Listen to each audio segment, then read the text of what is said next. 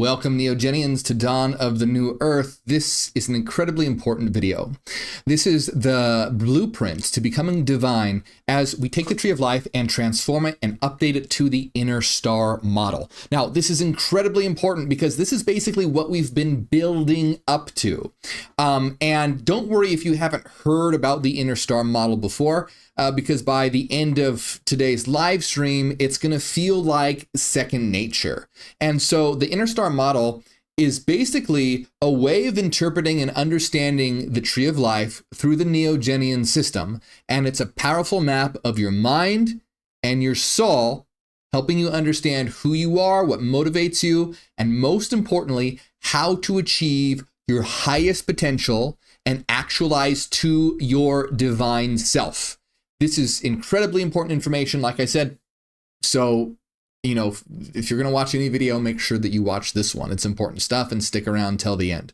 So as always, before we get started, make sure you like and subscribe. If you haven't become a member yet, please do. And when you become a member, it helps out a lot. You get access to a lot of great stuff. Like we're having a members only video right after this. You can access to our members only videos. Today's members only video is AI Says God is Real. That's going to be an interesting one. And also, I want to remind you that you do get access to my free downloads on inner transformation and inner alchemy. Links to all that are in the description of this video. Also, if you haven't already, check out my books. If you like what we talk about in terms of the Tree of Life and stuff like that, I recommend this book of mine. It's book number 5, but that's fine. You can start with it. It's called Psychogenesis, Self and Universal Transformation. It's all about inner star actualization. That's where the Innerstar Model is associated with. Hyper-awareness and will forming, which is essentially like manifestation. Important info in there. And then, of course, follow me on Spotify. Link to my Spotify is in the description of this video. All right. So with that being said, let's get started. Throughout our exploration of the Tree of Life, we've looked at it in a very generalized term, in very generalized terms. We've seen that it essentially maps out how energy flows, whether that flow of energy is applied to the construction of the universe or the way your soul or psyche operates. And as always, I want to remind you, the reason that we are doing this is not because it accurately, objectively maps out how reality works, but rather it's about building a symbolic system so you can communicate with your unconscious. And you might be thinking, wait, what are you talking about? Well, just think about language. The word cat doesn't objectively describe how a cat is structured, does it? Or what a cat is or how it works. I mean, what it is part of its definition, sure. But it doesn't describe, the molecular construct of the cat. But does that mean the word cat is useless? No, all our words allow us to communicate with each other and get ideas across. So the Tree of Life and all magic and occultism is about building a symbolic system that you can communicate with your unconscious. You can use to communicate with your unconscious. So that is what we are doing here. So this, of course, is the Tree of Life. This is what we've been exploring. Starts with Keter, Chokhmah, Binah, Chesed, Gevurah, Tiferet, Netzach, Hod, Yesod, and Malkut. It goes from pure potentiality to pure actuality.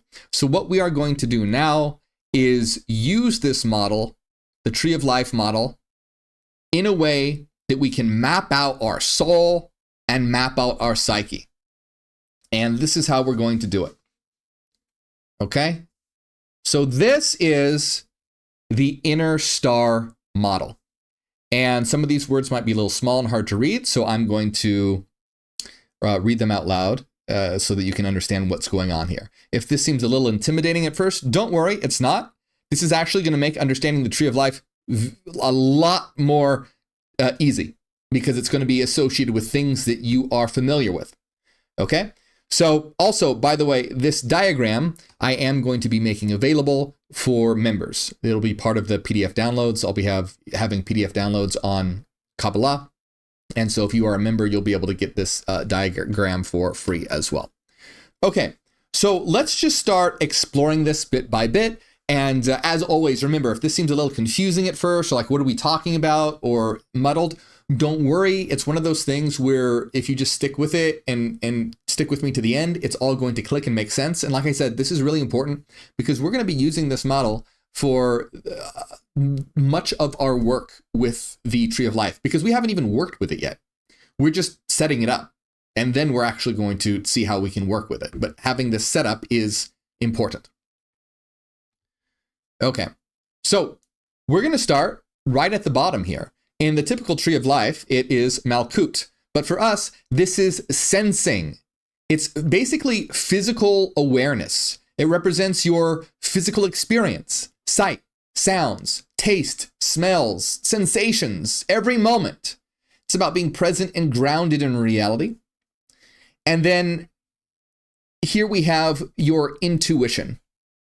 And intuition is, of course, related to how you understand reality in terms of feelings, not emotional types of feelings, but that gut feeling you get when you just know something without knowing why, and in intuition.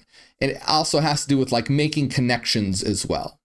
And so you know what I'm going to do I'm going to explain each one of these spheres, but before we do, let me just give you a brief overview of what they all are, okay? So let me do a fast overview, then we'll get into detail, the details of each one, because I think it'll work better doing it that way.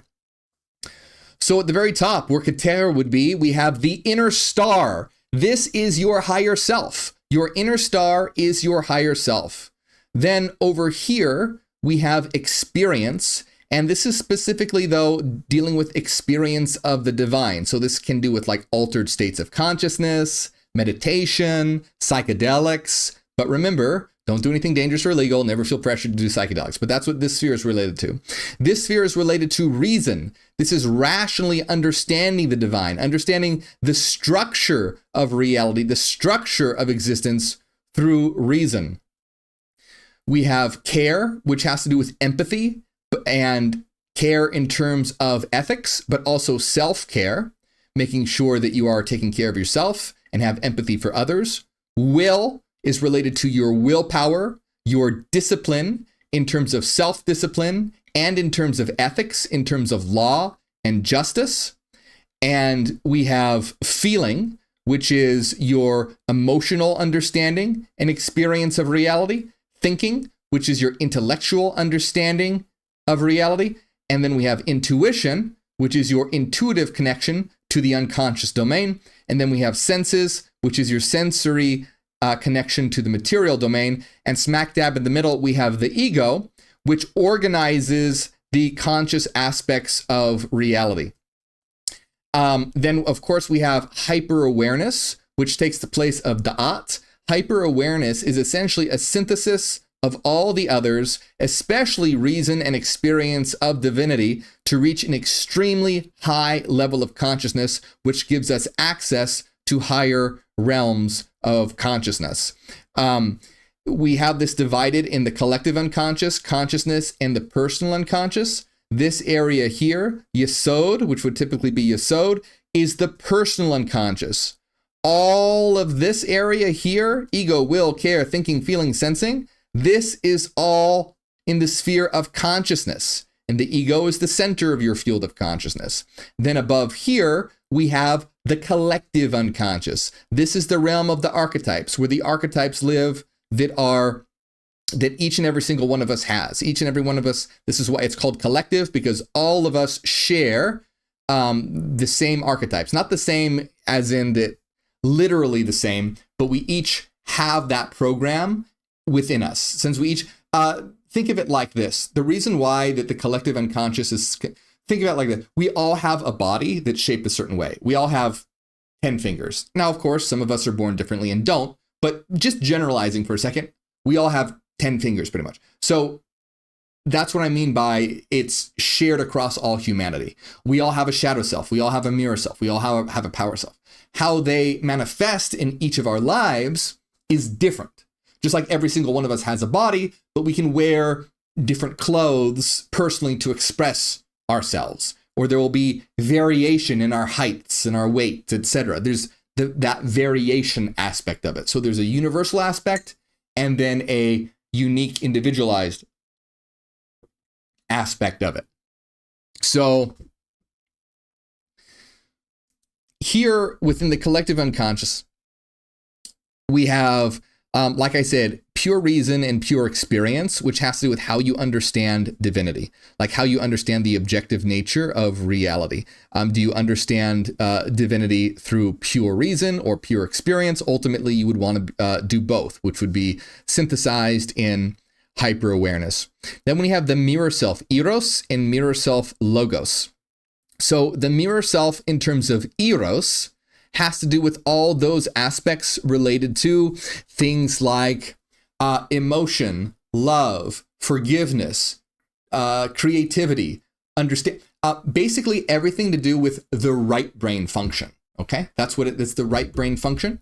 And then we have the mirror self logos, which would be left brain functions. So left brain functions dealing with things like reason, logic, mathematics, language, structure, order, etc.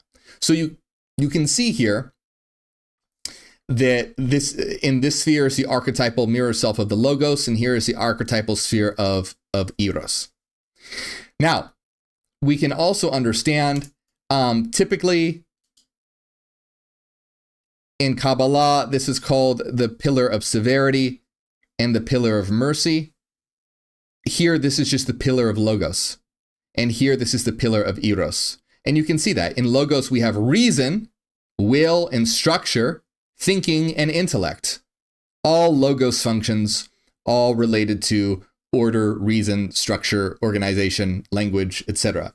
And then in the eros section, which has to do with experience, care, empathy, feeling, emotion, desire, etc. And then in the center, which is typically considered the pillar of mildness, is the pillar of synthesis, where we synthesize logos and eros together.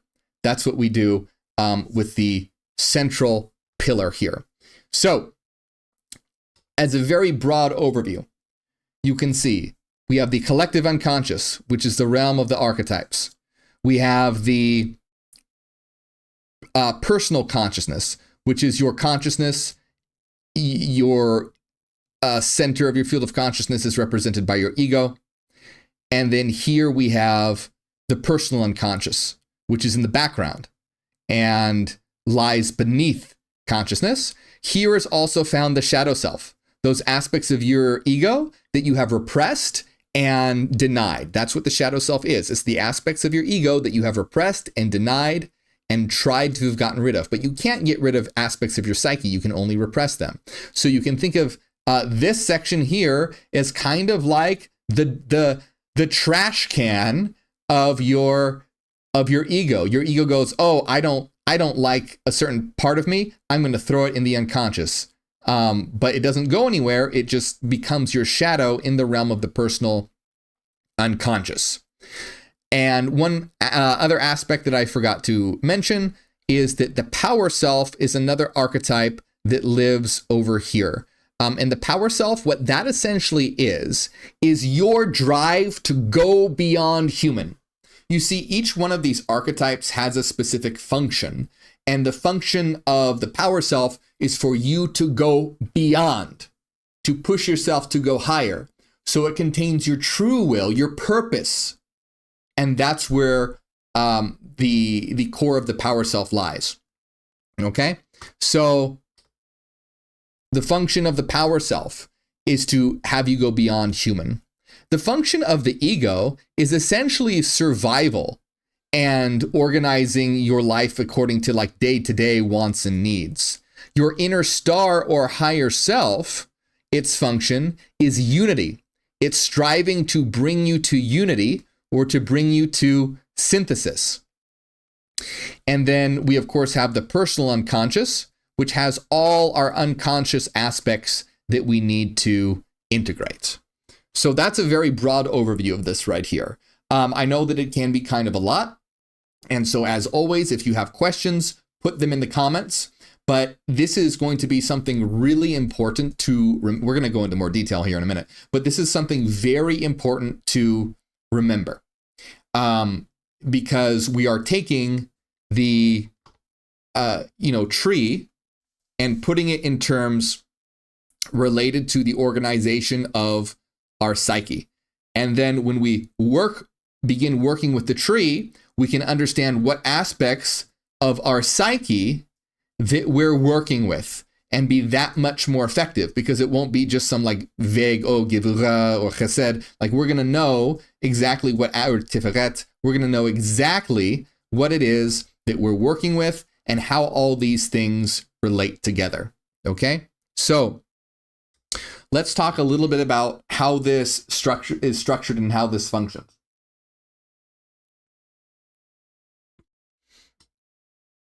So first we have sensing, like I said, this is your sensory apparatus, your connection to the material world. And then we have your intuition, which makes connections and has gut feelings. So these two right here, intuition and sensing, these are essentially how you receive information about reality. So do you receive information from your senses, or do you receive information from your intuition? Where does the information you get come from? Your senses or intuition? And of course, it's going to be both for most of us. But these two spheres right here have to do with how we receive information, sensorially or intuitively. So then,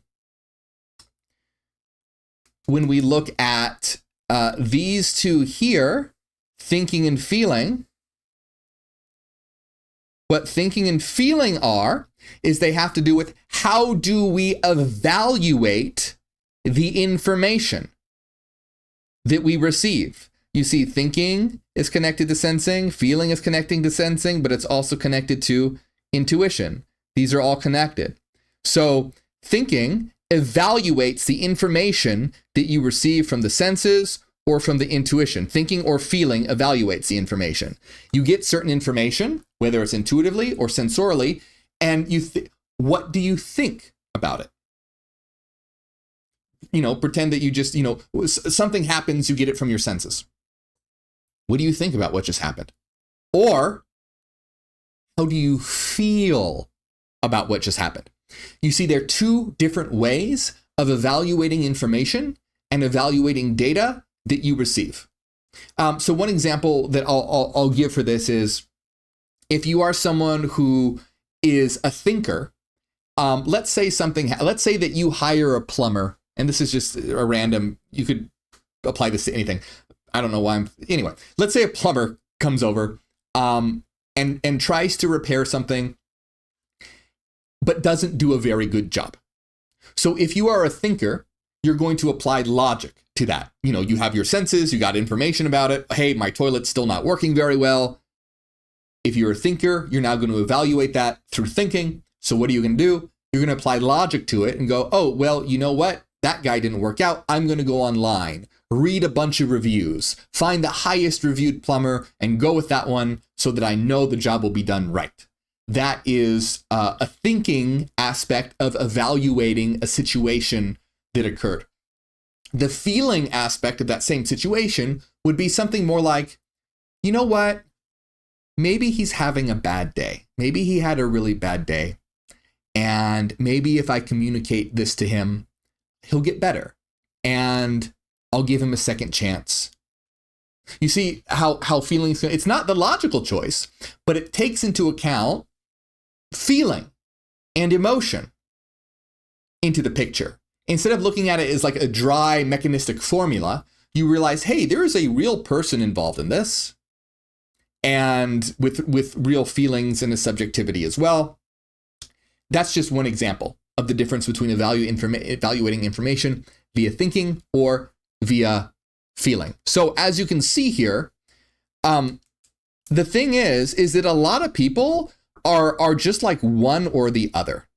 There's a lot of people who are just sensorial and are cut off from their intuition, or are just thinkers and are cut off from their feelings. Now, of course, we all have a certain degree of all of these things, but typically people are going to lean heavily towards one to the other.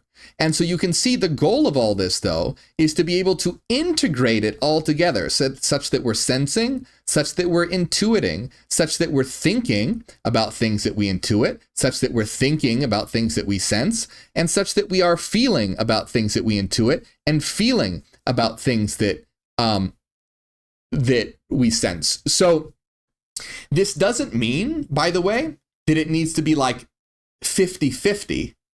It just means that you need to develop yourself so that you are able to have access to both when it is appropriate. Some situations might require logical thinking. Other situations might call for emotional feeling. Some situations might come from a blend of both.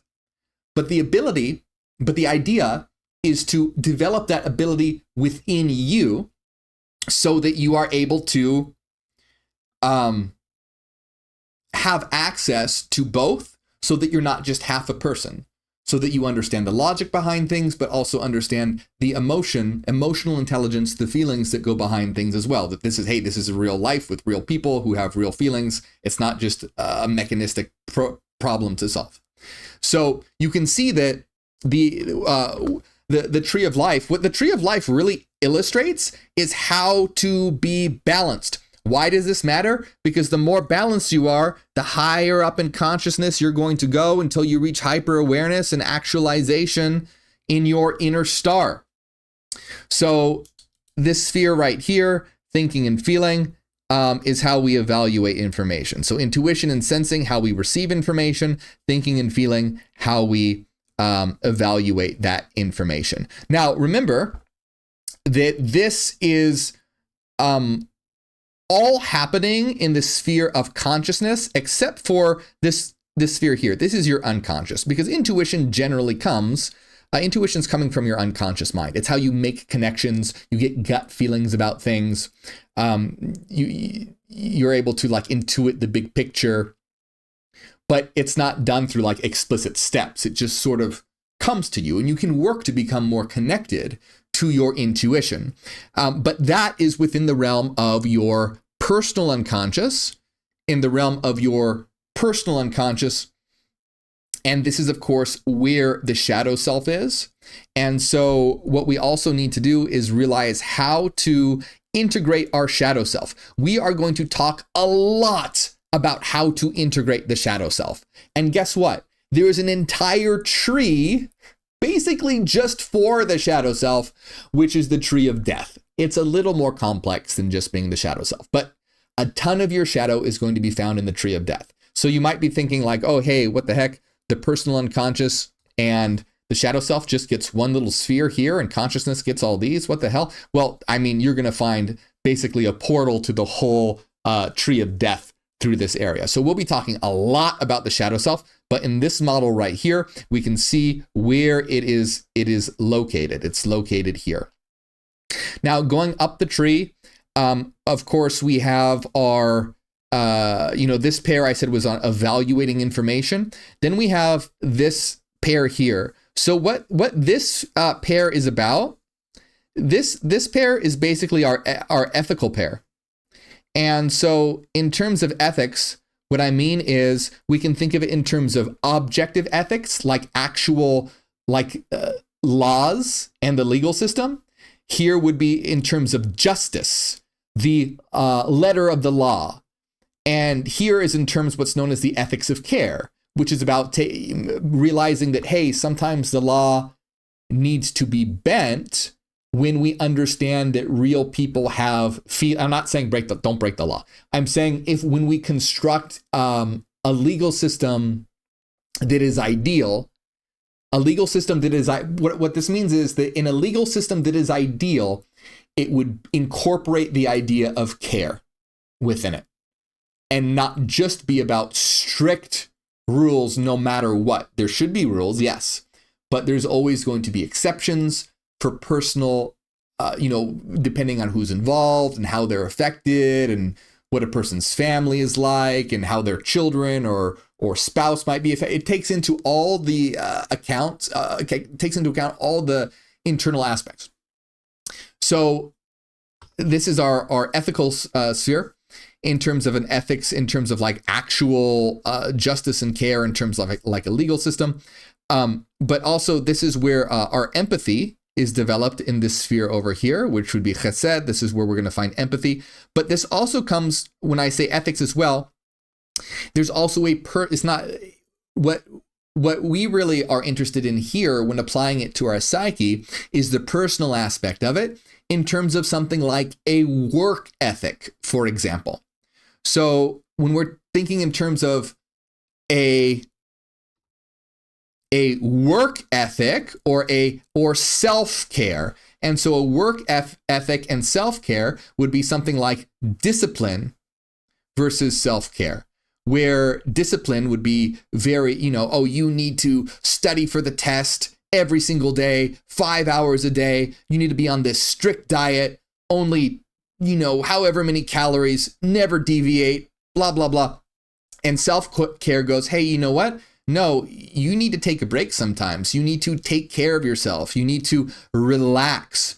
And so this sphere, which is of course Gevura, is about discipline, and willpower, which gets us closer to our goals. But chesed and care, which is self-care in these terms, allows us to avoid burnout.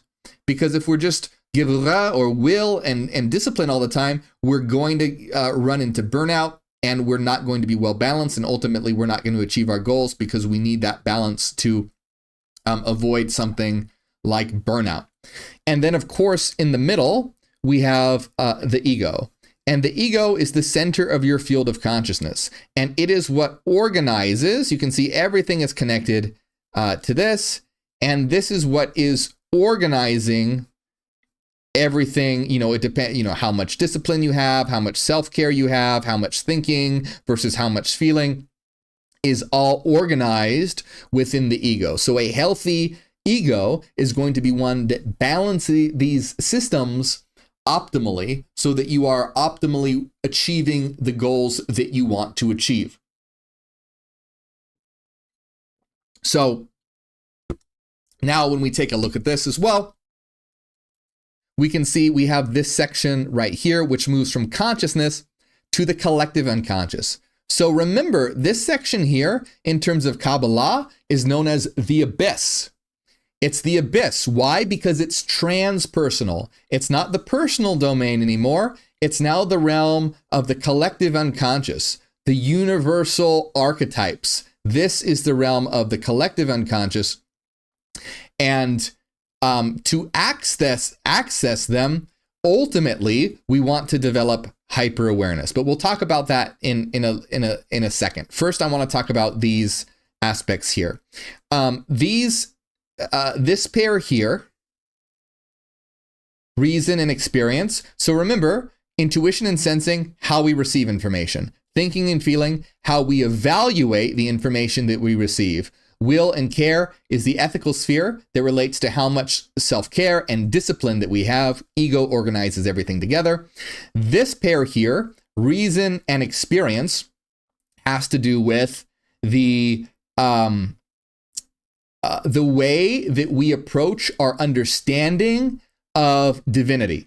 And the inner star is what's representing divinity here. Now, it's how we approach our understanding of ourselves and reality in general. We can do it through reason, understanding the structure of existence, the structure of ourselves, the structures of our psyche, the structure of reality, or we can do it through experience, which is altered states of consciousness, meditation, etc. But remember, doing one or the other is not going to be effective. What we want to do is we want to do both together. And by the way, if you're thinking, well, wait, reason, wouldn't that be in thinking? This is specifically our relationship to thinking is how you evaluate information about, oh, you know what, I need to, I have to be able to pay rent, so I need to get a job. It's logic about it. Think of it like practical. It's practical. this is about divinity. It's not just your ordinary reasoning about what kind of groceries you need to get. It's reasoning about the structure of the soul, the structure of existence, the structure of reality. And likewise, experience. It's not just plain old experience like, oh, I saw a tree, I experienced the tree. No, it's the experience of the soul, the experience of divinity, the experience of reality. And so you need to have both to truly be able to understand and synthesize correctly. And of course, the way we do that is ideally through hyper-awareness. You can see hyper-awareness where reason and experience is synthesized in hyper-awareness. So what is hyper-awareness?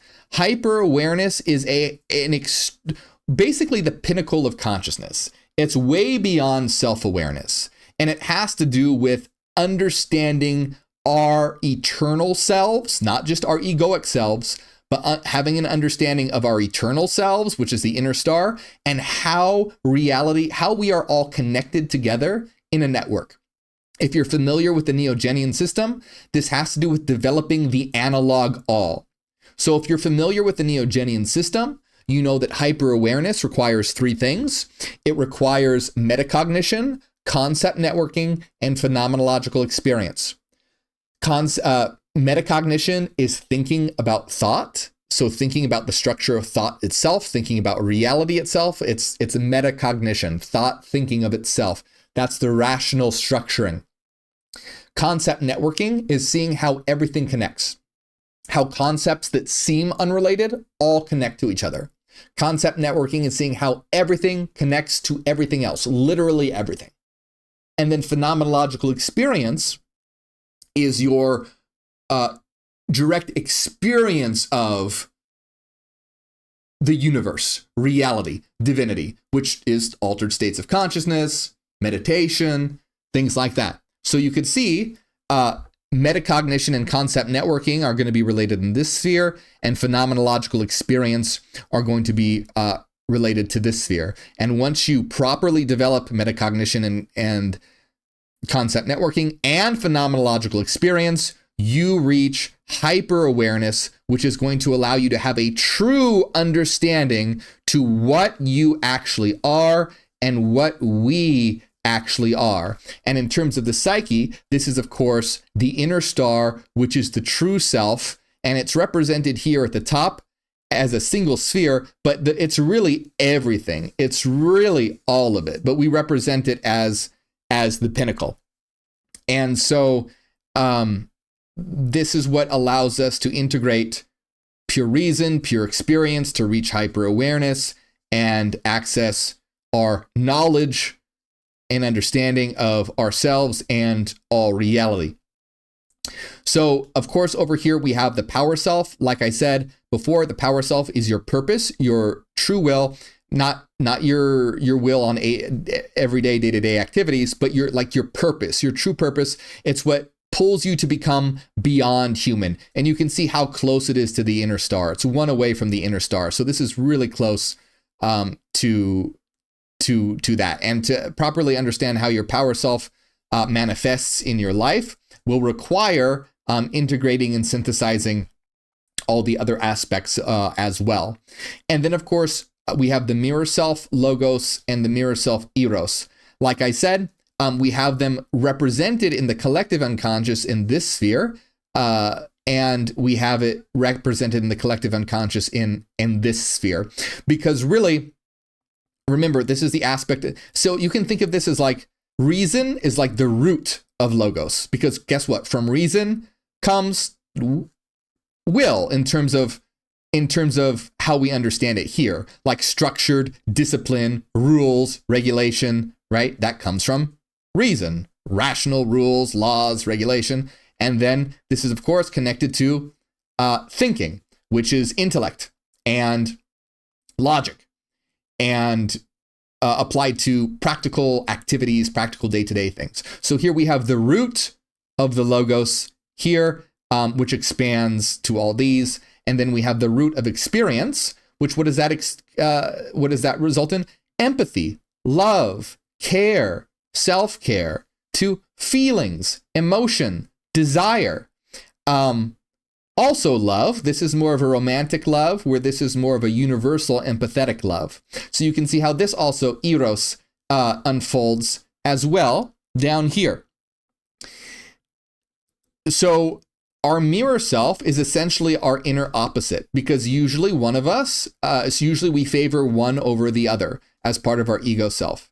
So we'll be talking about the mirror self later in a future video and how to integrate it, but that will be that will be about understanding the dynamics between each of these spheres, the dynamics of each and every one of these spheres in terms of opposites and how to balance them. So the mirror self is your inner opposite, and that's why you can see them in the archetypal opposite. It's the first, from the inner star comes this first sphere and this second. It's the first archetypal opposites are here within the where the mirror self is located. So since it all unfolds into the personal into personal consciousness here, we can also know that this whole pillar is the pillar of logos, and then this pillar here is the pillar of eros. And then we're going to want to, what does the ego do? It's a synthesis. What does hyper-awareness do? It's a synthesis. What is the inner star? It's the root and totality of all. It's the synthesis. So this is also the pillar of synthesis. And so as we see all of these different structures together, what we need to understand is how they relate and how to organize them together in such a way that we are balanced. Because you can see this whole pillar here, this is left brain, this whole pillar here is right brain. And how many times do you hear people go, oh, I'm a left brain thinker, or oh, I'm a right brain thinker? You might even think, oh, I'm a left brain thinker, or I'm a right brain thinker. Remember, that's a simplified model of the psyche, this brain lateralization. It's a very simplified model of the brain. It's not that cut and dry, but it's a helpful model that's simple. But you can see how, no, you don't want just one or the other. You need both together, working together. So you're not going to be able to achieve the hyper awareness or even a healthy ego if you're just lopsided. If you're one pillar or even a combination of some of these, if you're not developing their dynamics so everything is properly balanced and synthesized, you're going to have an issue. So so this is an overview here of the Innerstar model, and I hope that this can give you because once you understand this Innerstar model, we're going to start talking about how to use it, to unpack it and examine it so that we can really start balancing our psyches together.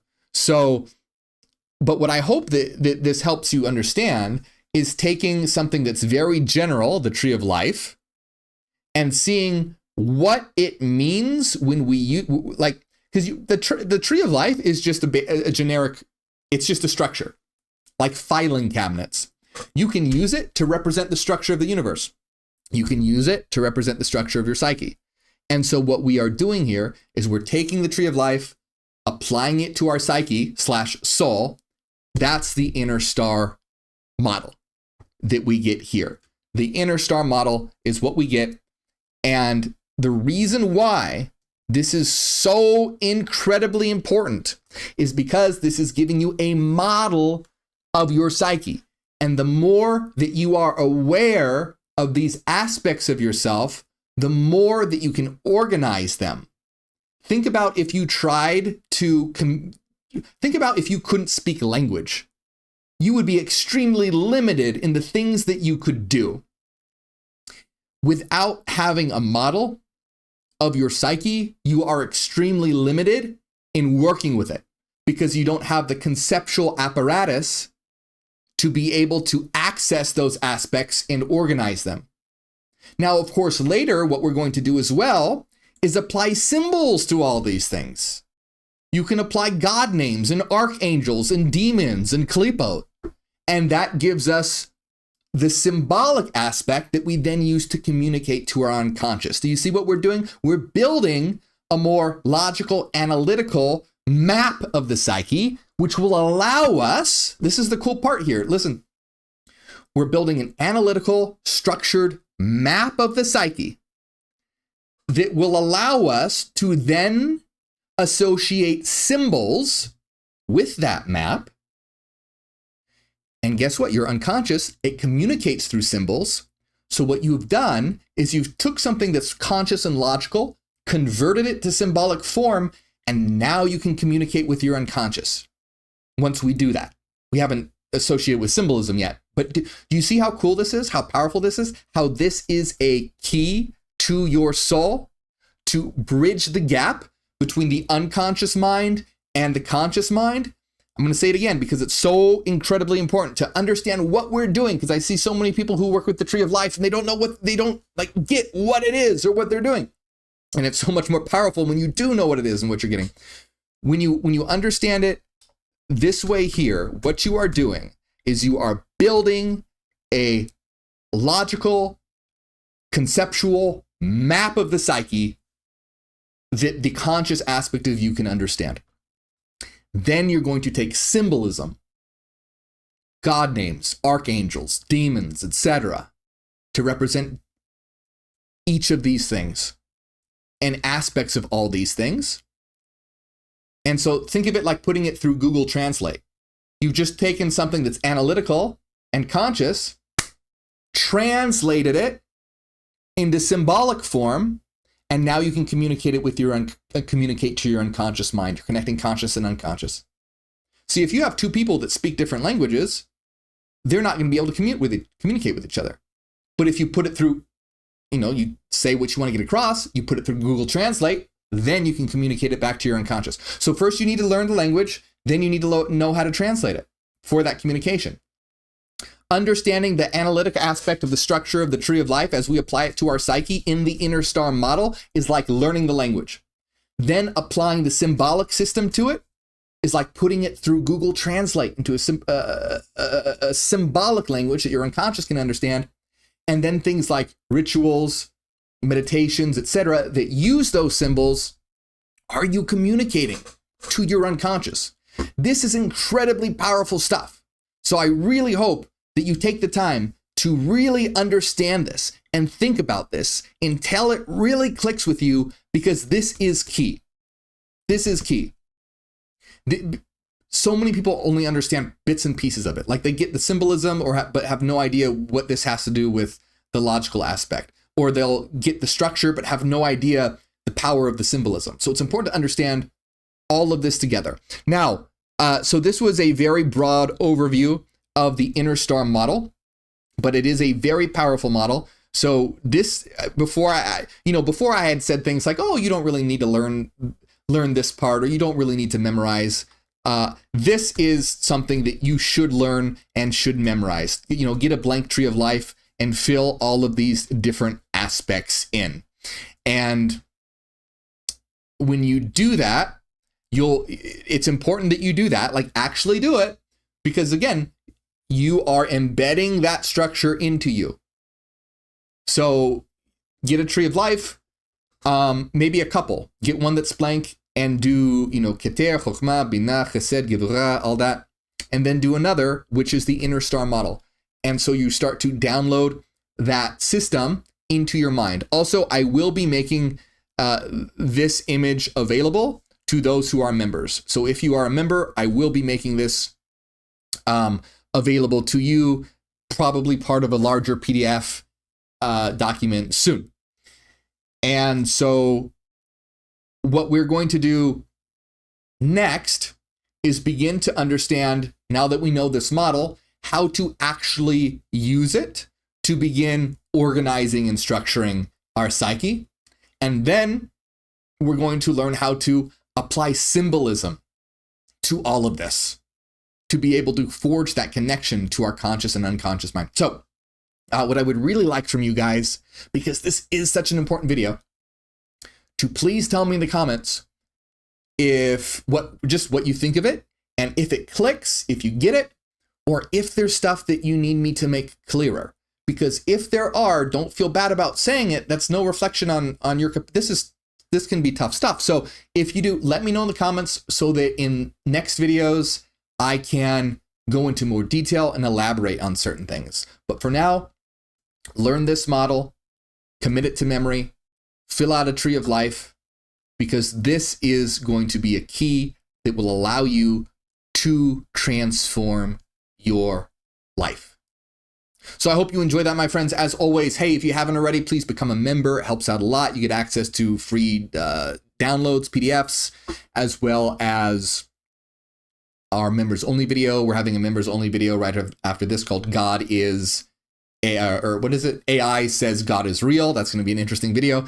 And if you haven't already, check out my book on psychogenesis. If you like what we're talking about, Innerstar Actualization is a third of this book, all about them. If you want to know the mirror self, the power self, the shadow self, what hyper awareness is, how to manifest through will forming, this goes into excruciating detail on all of those aspects. And follow me on Spotify. I appreciate it, my friends. Big shout out to everyone who supports, especially Renaissance Fairy, Cassidy, Angela, DB, Nusalina, Vuonli, Celsius, Chris Magistus, TDFD, and everyone else. Thank you very much.